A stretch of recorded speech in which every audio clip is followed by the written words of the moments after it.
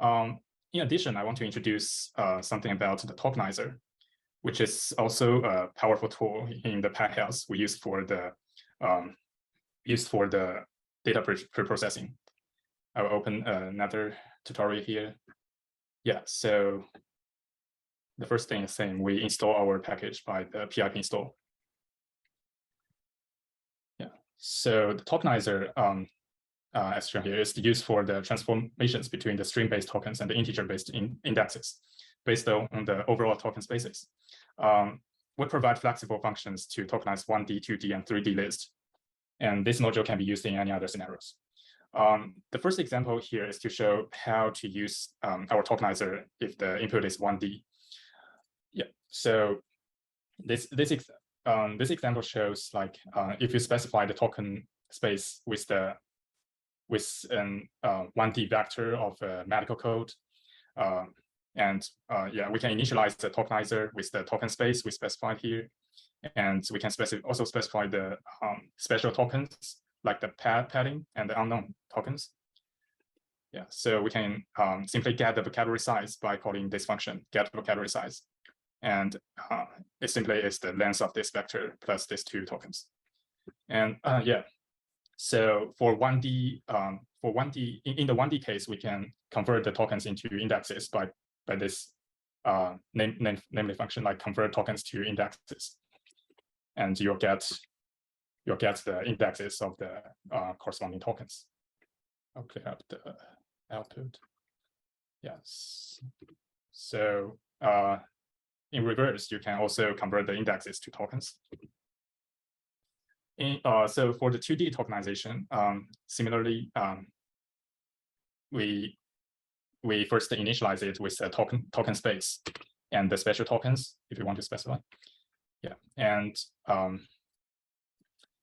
for the multi-dimensional tokenization, we support the padding, the truncation, and the max length. For example, if we do nothing here, the padding will the default value for the padding is true, and it will return the result with the padding. And if we set the padding as false, it will return without it. And we can also set the max length. So yeah, so for the default case, we have the padding like for the second dimension, like, and yeah, for the second case, we remove the padding and the result will show like this.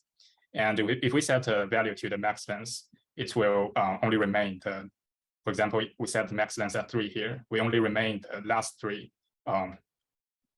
elements in that vector. So the 8 disappeared here. Yeah. Yeah, this is really also, cool. Can I just ask a clarification question here for the yes, the use case for this 2D tokenizer? I assume this is for handling a patient with multiple visits, and then we can convert the visit tokens into this nested list.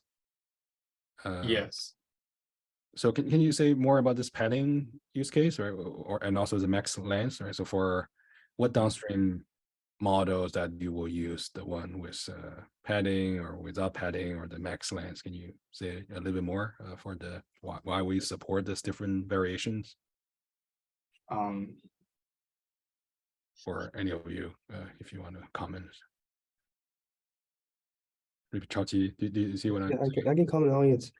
So for example, here the tokens could be a patient, and then within this order list, there are two small lists, one size 4, one size 3, and these two can be two visits.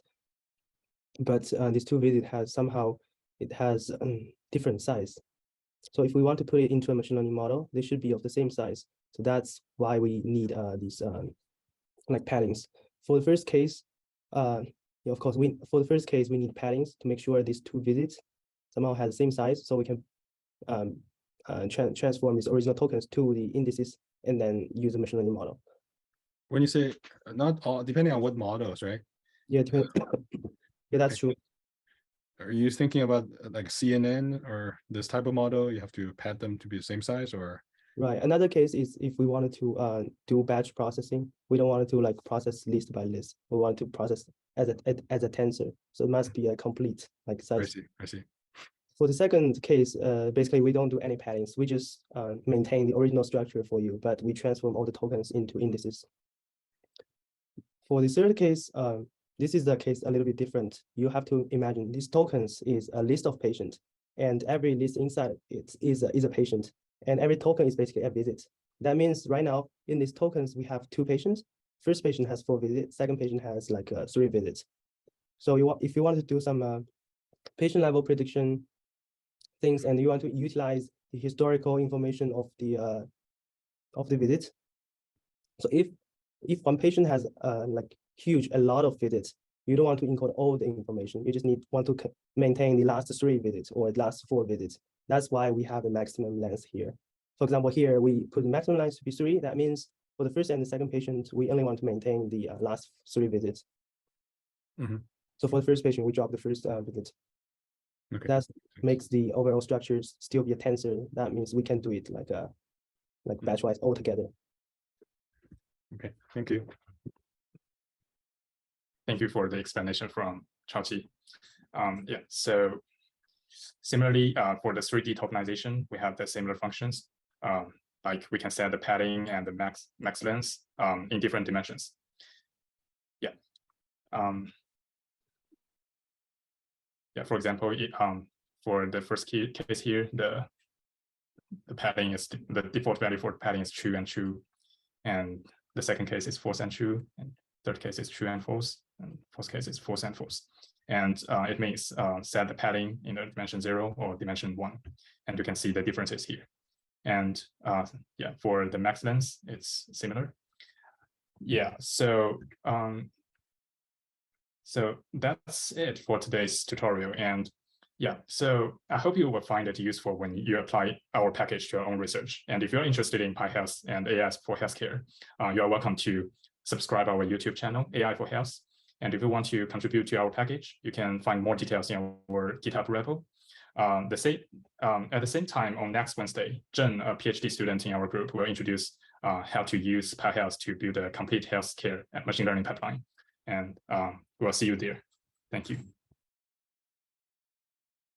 I'll not go over the use case one by one. It's too complicated, but I just want to make sure the 3D is padding is more like a generalization for that 2D paddings, because we still maintain that 2 option, whether to pad or not. And another option is whether to truncate the sequence to only keep the last 3 or 4, use this max length argument. So we put we make these 2 options to 2 dimension, not 1 dimension anymore, because right now we have a 3 dimension, and the last 2 dimension, they both have the whether to pad or not and whether to use max length or not, these 2 options. That makes our cases more various. I think the use case, I guess, is you have a list of patients, and then patient have a list of visits. Right, that's true. Yeah. And then you can do this in a very flexible way to create a patient